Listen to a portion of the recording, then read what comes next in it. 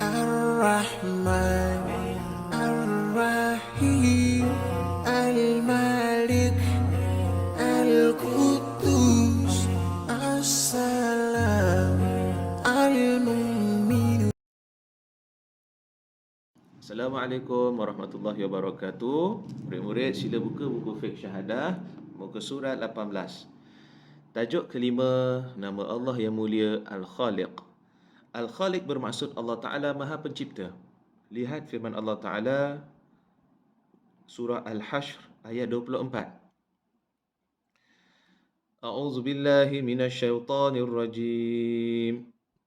هو الله الخالق البارئ المصور له الأسماء الحسنى يسبح له ما في السماوات والأرض وهو العزيز الحكيم. Sadaqallahul Azim. Bermaksud dialah Allah Ta'ala mencipta sekalian makhluk, yang mengadakan dari tiada kepada ada, yang membentuk rupa makhluk yang dikehendakinya. Baginya nama yang sebaik-baik dan semulia-mulia. Bertasbih kepadanya segala yang ada di langit dan di bumi. Dialah yang tiada bandingannya, lagi maha bijaksana. Menerusi ayat ini menunjukkan bahawasanya hak mutlak dalam segala penciptaan yang ada di bumi ini adalah milik Allah Subhanahu wa taala. Yang asalnya kita ini tiada, kemudian dicipta, maka adalah kita.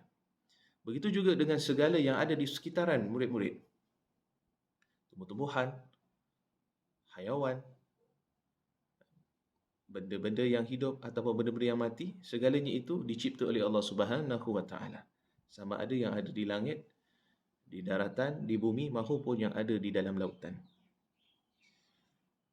Baik, murid-murid boleh lihat dalam muka surat 18. Al-Khaliq bermaksud Allah Ta'ala Maha Pencipta. Seperti contohnya binatang diciptakan oleh Allah Subhanahu Wa Taala, manusia, diri kita. Mungkin murid-murid tertanya-tanya, daripada mana asal usulnya kita ini? Adakah kita ini daripada ibu bapa ataupun bagaimana? Baik. Asal usul manusia itu diciptakan oleh Allah Subhanahu Wa Taala berasal daripada Nabi Adam AS. Allah Ta'ala mencipta Adam AS itu daripada tanah. Seperti mana dalam firman Allah SWT dalam Al-Quran yang bermaksud khalaqahu min turab. Allah Ta'ala mencipta Nabi Adam AS itu daripada tanah. Kemudian daripada Nabi Adam AS itu diciptakan pula Hawa sebagai isteri dan peneman hidupnya. Maka daripada perkongsian hidup Adam dan Hawa itu, maka lahirlah, ataupun yang murid-murid belajar di dalam ilmu sains sebagai pembiakan, maka lahirlah keturunan-keturunan manusia yang berpanjangan sehingga ke hari ini. Yang mana kita ini lahir daripada asbabnya kedua ibu bapa kita. Murid-murid lahir di dunia ini daripada asbab kedua ibu dan ayah. Maka Allah Ta'ala mencipta Nabi Adam dan Hawa alaihi salam, maka daripada keduanya itu berkembang dan membiak sehingga ke hari ini, yang mana kita dapat hidup, menghirup udara dan dapat saling berkomunikasi antara satu dengan lain. Maka itulah asal usul ciptaan manusia. Kemudian murid-murid boleh melihat tumbuh-tumbuhan yang ada di sekitar rumah murid-murid. Tumbuh-tumbuhan itu tumbuh sama ada kita menanamnya ataupun dia tumbuh sendiri. Kedua-duanya itu adalah dengan keizinan Allah Subhanahu Wa Taala yang menciptakan tumbuhan itu dengan sungguh istimewa, yang kita kira tidak ada makhluk yang mampu menandingi ciptaan Allah Subhanahu Wa Taala. Seterusnya, patung mainan, patung manusia, pokok tiruan. Jadi di sini ada dua perbezaan. Satu yang diciptakan oleh Allah SWT, dan di bahagian bawah adalah yang diciptakan oleh manusia.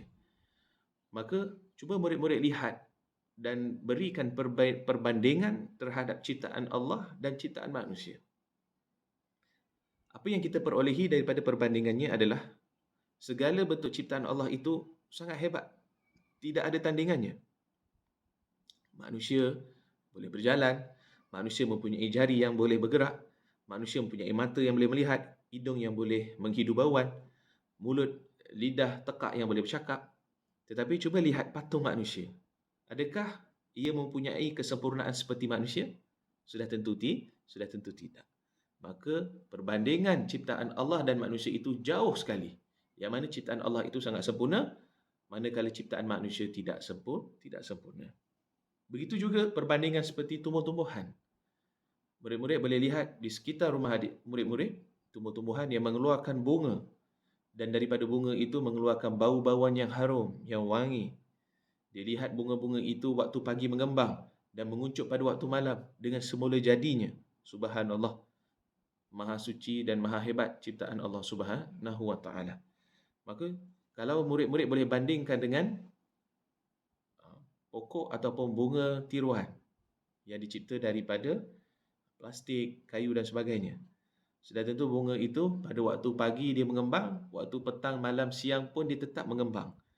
Dia tidak ada proses pembiakan, tidak ada proses membesar dan sebagainya.